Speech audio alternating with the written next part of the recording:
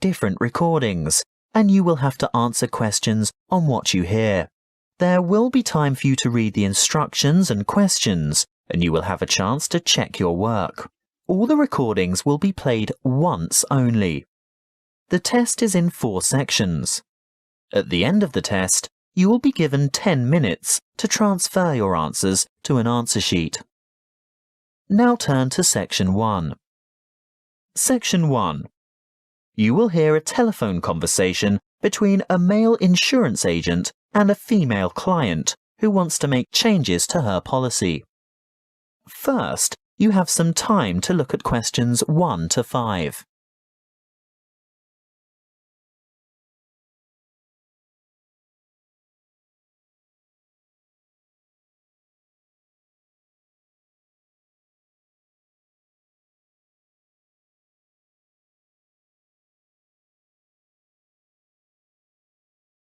You will see that there is an example that has been done for you. On this occasion only, the conversation relating to this will be played first. Good morning. Tauber Insurance Company. How can I help you? Good morning. I want to alter my insurance policy. Is that for your house, contents, or vehicle? My vehicle. The woman wants to change the insurance policy on her vehicle, so vehicle has been written in the space. Now we shall begin. You should answer the questions as you listen, because you will not hear the recording a second time. Listen carefully and answer questions 1 to 5. Good morning. Tauber Insurance Company. How can I help you? Good morning. I want to alter my insurance policy. Is that for your house, contents, or vehicle? My vehicle. Can you give me the number of the policy, please? Certainly. I have it here in front of me. It's ZQW 5009. And what make and model of car is it? It's a Mazda Marvel. And what's the CC rating? Sorry, what do you mean? How big is the engine? Is it 1,500 or 1,800 cc, for example? Oh, that. It's actually much bigger than that. It's 2,500 cc. Thank you. Now, I just have to ask you a few questions to verify your identity. What name is the policy under? Heathcote. Let me just bring that up on the computer. Yes. Can I just confirm your first name, please? Well, my first name is Lisa, but I'm known by my middle name, Marie. Right. I see both here, but Lisa is the one I want for ID purposes. And your date of birth, Lisa? I mean, Marie. The 22nd of August, 1955. Correct. Just one more question before we get started. Can you remember the password on this policy? Oh dear, I didn't know I had a password on it. Everyone has a password. Would you like to take a guess? Possibly it's my mother's name. And what would that be? Sophia. Sorry, guess again. All right. Oh, I remember now. It's my grandfather's name, Jack. Yes, followed by some numbers. 1897, right? Correct. Now we can get down to business. What exactly do you want to change? Well, a couple of things. Firstly, I think it's overvalued at the moment.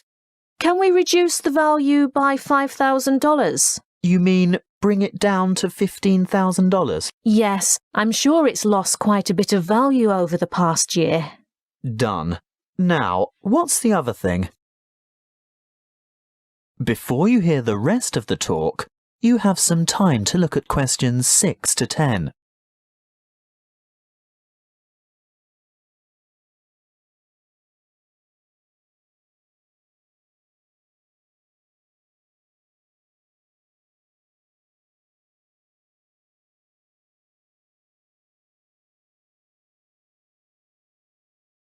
Now listen and answer questions 6 to 10. Well, I want to add the name of another driver to my insurance policy. Who is it? His name is Samuel Michaels. He doesn't have the same family name as you. No, he doesn't. Is that a problem? No, it shouldn't be, as long as he's over the age of 25. But we find it easier to get approval for family members. Oh, he is family. He's married to my daughter. He's my son-in-law. And he's 28, in fact. Good. And what would he be using the car for? Would it be business or social purposes? Not really. You see, I've injured my right arm and I'm having difficulty driving. It's not an automatic. I have to use the gear stick. And Sam, that is Samuel, offered to drive me to my appointments and so on.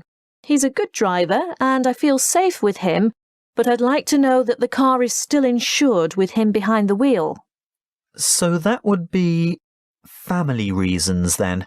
Yes, I think so. Will my premium go up? No, as long as you can provide us with a photocopy of his driver's license, a true copy. You know what I mean. You'll have to get someone from the Department of Transport to sign it, saying that he's seen the original document. I think we can manage that without any difficulty. Oh, and while he's at the department, he should ask them for a record of any driving offences, demerit points, that kind of thing. Only for the last 5 years, though. We're not interested in anything beyond that, but it's important that he has a clean record for the 5 previous years. Oh, I'm sure that won't be a problem. Is there anything else you need? Just the date for when you'd like this to take effect. Today, if that's possible. Yes, we can issue temporary cover from today's date, but full cover won't apply until we've received the paperwork and it's been approved. What exactly is temporary? He'll be covered for 2 full weeks, but it will lapse after that time if there's any problem with his credentials. That is the end of section 1. You now have half a minute to check your answers.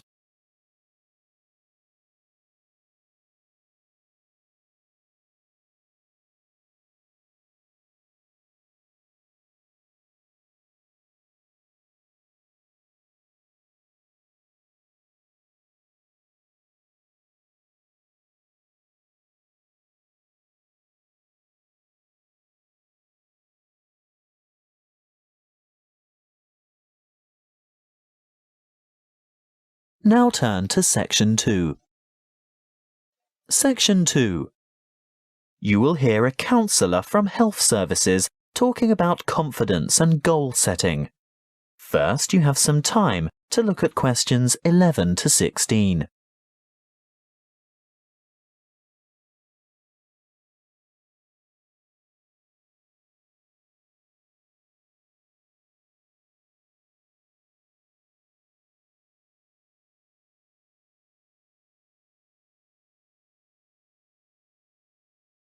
Listen carefully and answer questions 11 to 16.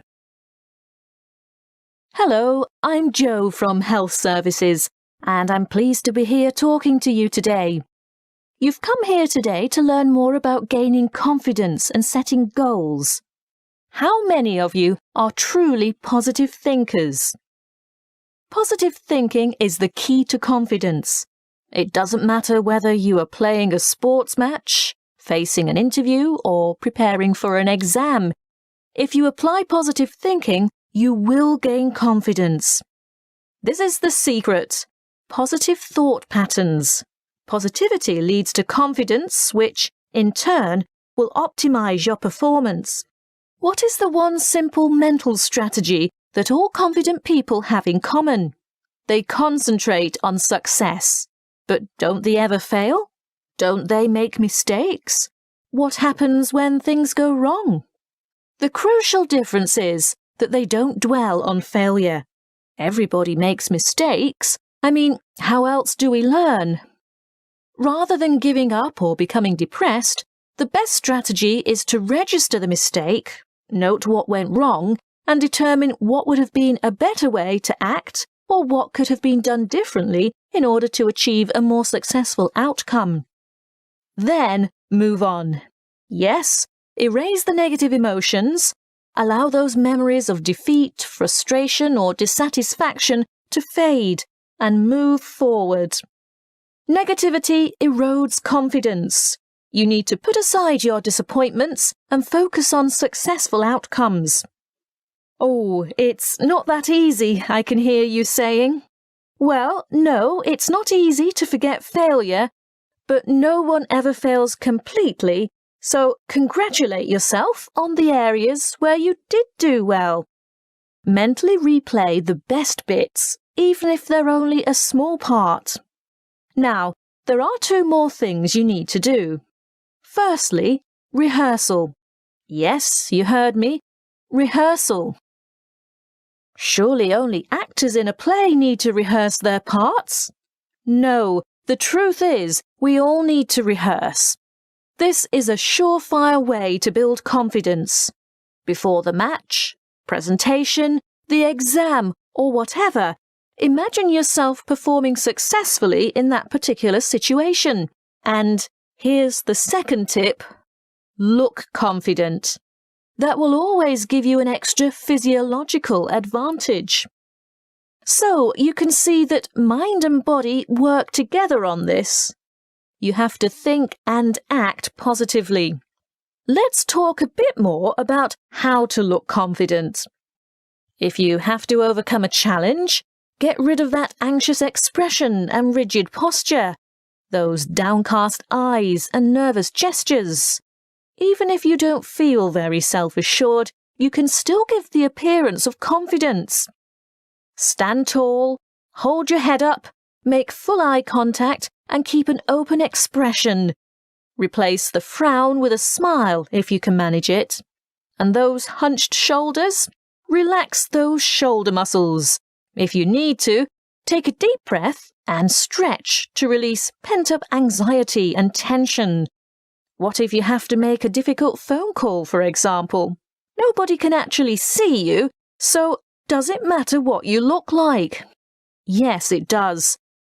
Practicing positive body language will help you cross the threshold into a confident mood. Before we move on to talk about goal setting, it may surprise you to know that once you have set a goal in life, the brain responds with a burst of activity, which we experience as, that's right, happiness. And what happens when the goal is achieved? Yes, there is another burst of activity and another feeling of happiness. Before you hear the rest of the talk, you have some time to look at questions 17 to 20.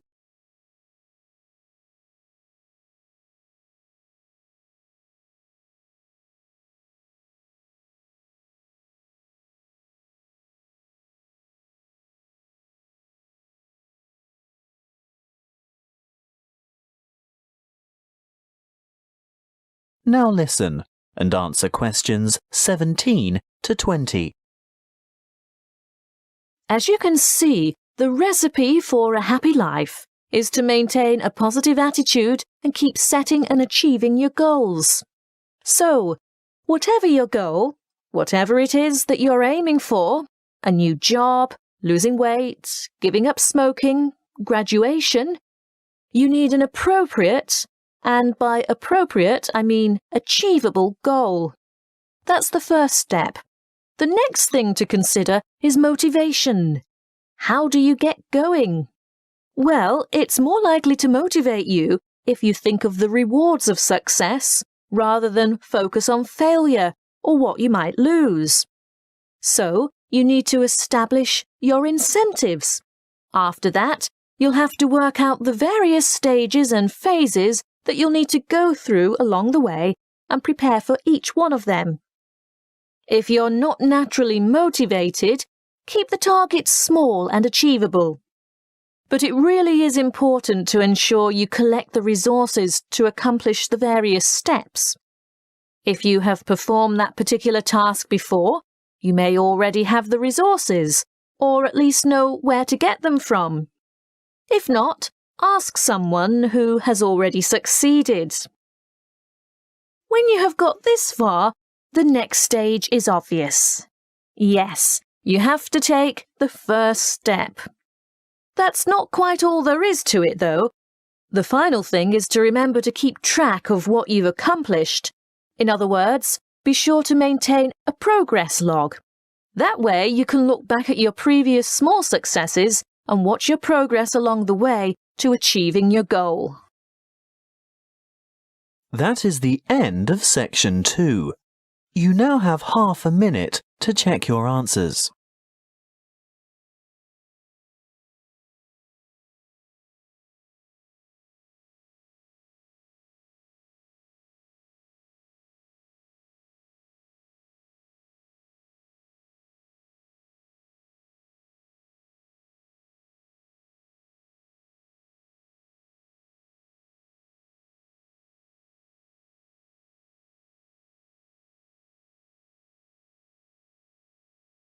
Now turn to section 3. Section 3. You will hear two students discussing a science project. First, you have some time to look at questions 21 to 25.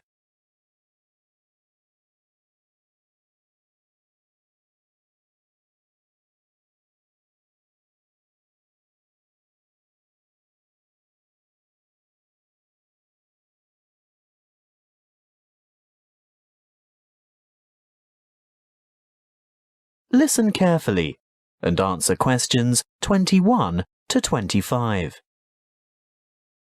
Hi, Julia. Hi, Bob. Thought about the science project yet? Which one? The presentations are scheduled for next month. The experiments that you and I are working on to demonstrate density, buoyancy, and the compression of gases. That'll be complicated. Well, it's not supposed to be. It'll be part of the Making Science Simple series that's being showcased next year, and we have to be ready to demonstrate by the end of next week. Oh, well, simple, you say? Yes, not just the concept, but the materials too. We have to use cheap, readily available common items. Expensive lab equipment is out of the question. I remember something about using recycled or throwaway items if possible. Anything portable that we can bring into the lab. That's right. Well, any ideas for the project? What about the classic Cartesian diver? Is that the same as a Cartesian devil? The invention named after the famous French physicist René Descartes. Yes. A long time ago, superstitious people labelled it that because they couldn't comprehend the scientific principles it demonstrated. They thought it was black magic. How shall we do it? By keeping it as simple, transparent and economical as possible. So, to start with... Open your pencil case and let's have a look. You haven't got any... Any what? Paper clips. Oh, there are lots of them in the bottom of my bag. They slip off my papers and collect in the bottom. Look, here's half a dozen. But they're all big metal ones. I want little ones. Small, vinyl-covered multicoloured ones. Oh, I've got one or two of them too. Great, and if we look around, especially on the floor, we're bound to find a few more. See? Here. What else do we need? A small rubber band. Well, I've got one of those in my pocket. No, not that kind. Let's go and ask Tara. Why? Those really small coloured bands for making ponytails are ideal. Hey, Tara? Yes? Have you got any spare rubber bands, like the ones you fasten your hair with? Oh, heaps. A whole packet full. Help yourselves. Terrific. So far, it hasn't cost us anything. What now? Let's go and rummage through the recycling bins beside Joe's mini market. What for? We want a 2-litre plastic soft drink bottle with lid. Hey, I draw the line at sorting through other people's rubbish, and we're also not likely to find one with a lid. Well, go into the store and buy 2 litres of soft drink. What flavour? It doesn't matter what kind of drink you get, Just make sure it comes in a clear PET bottle. Where are you going? To the cafeteria behind the resource centre. What for? I'm after some straws. I can get them from the shop when I buy the drink.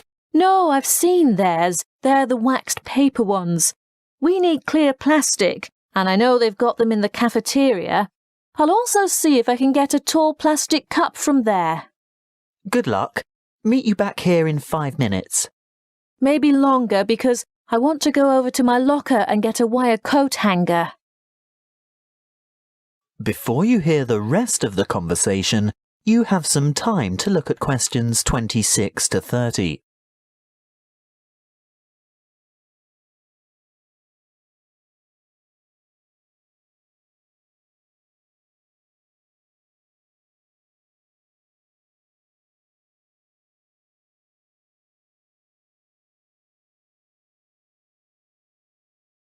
Now listen and answer questions 26 to 30.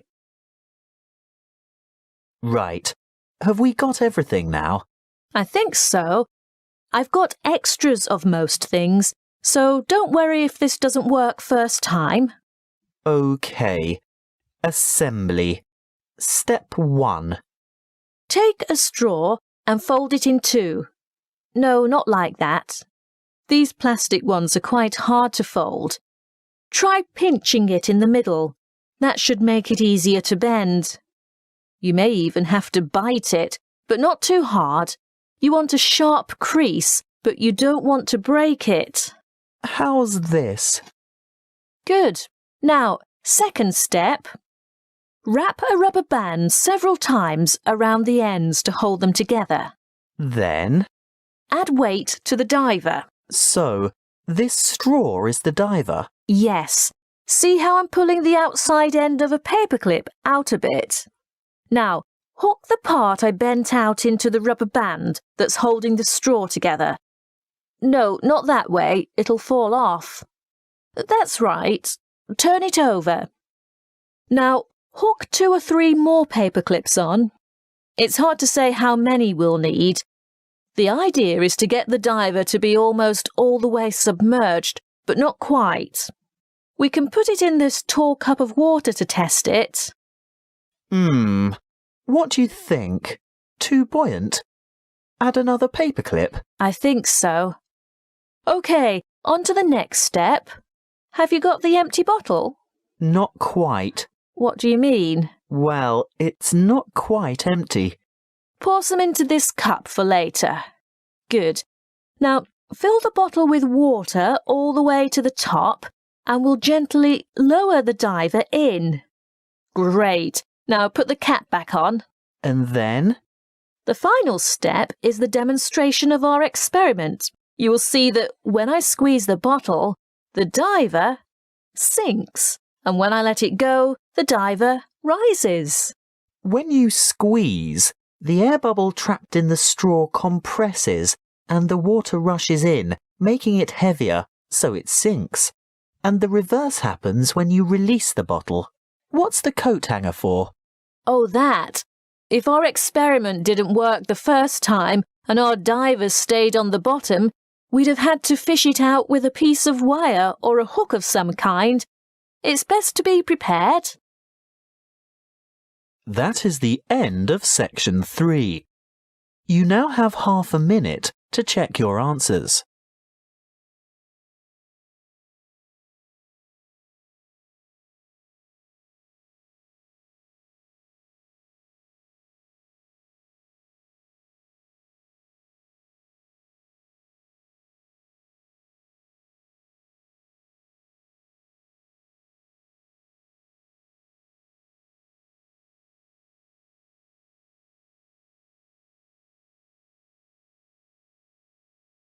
Now turn to section 4.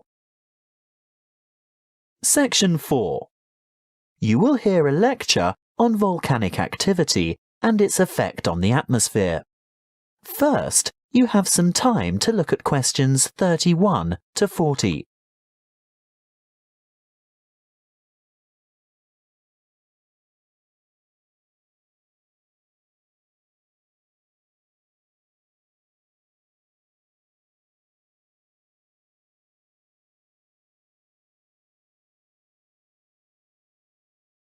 Listen carefully and answer questions 31 to 40. Good morning, everyone. In these environmental science lectures, I guess you're all used to hearing about global warming. Well, I'm here today to talk to you about one particular volcano and its effect of global cooling. I'll begin by going back a little bit in time. Towards the middle of 1991, the second largest volcanic eruption of the last century occurred in the Philippines, not far from the capital city, Manila, on the island of Luzon. Mount Pinatubo belongs to a chain of volcanoes in the area, and this was by no means its first eruption. There is evidence of eruptions from approximately 500, 3,000 and 5,500 years ago. The events of the 1991 Mount Pinatubo eruption began in July 1990, when a magnitude 7.8 earthquake occurred 100 kilometers northeast of the Pinatubo region. The sleeping giant was reawakened, but few people had any idea of what was in store for them. In mid-March 1991, many earthquakes were experienced around Mount Pinatubo, and this is when volcano scientists, or volcanologists as they are called, started their investigation of the mountain. Before the disaster, thousands of people lived in very close proximity to the mountain, and on April 2nd, small explosions from vents near the crater dusted their villages with ash. This resulted in the order for evacuations of 5,000 people later that month. Earthquakes and explosions continued to harass the residents, and on June 5th, a Level 3 alert was issued for 2 weeks because of the possibility of a major eruption. However, the appearance of a large amount of lava protruding from the mountain on July 7th led to the announcement of a Level 5 alert on June 9th, indicating an eruption in progress. An evacuation area within 20 kilometers of the volcano was established, and this time 25,000 people were evacuated. On the following day, Clark Air Base was evacuated, and the danger radius was extended to 30 kilometers from the volcano, resulting in the total evacuation of 58,000 people. On June 15th, just after midday, the eruption of Mount Pinatubo commenced and lasted for 9 hours, causing numerous major earthquakes due to the collapse of the land at the top of the mountain and the creation of a huge caldera. What's a caldera, I hear you say? Well, it's obvious really. With a huge eruption such as this, where enormous amounts of material have exploded into the air, the summit falls into what is now an empty chamber, and thus forms a large crater. As luck would have it, as the eruption was taking place, a tropical storm was passing just to the northeast of Mount Pinatubo, bringing a lot of rainfall to the area. The dust and cinders that had been thrown up into the atmosphere combined with the water vapor from the storm to cause a rainfall of tephra that fell across the whole island of Luzon. Most of the people who perished during the eruption did so because of the weight of the ash collapsing roofs and killing the occupants of the houses. If it hadn't been for that passing storm, the death toll would certainly have been much lower. But that's not all. Besides the ash, Mount Pinatubo expelled between 15 and 30 million tons of sulfur dioxide gas. Can you guess what happened next? Yes, the sulfur dioxide mixed with water and oxygen in the atmosphere to become sulfuric acid, which is a major contributor to ozone reduction. The eruption plume from Mount Pinatubo reached high into the atmosphere, attaining an altitude of 34 kilometers, and the resulting aerosol cloud spread around the Earth in 2 weeks and had covered the planet within a year.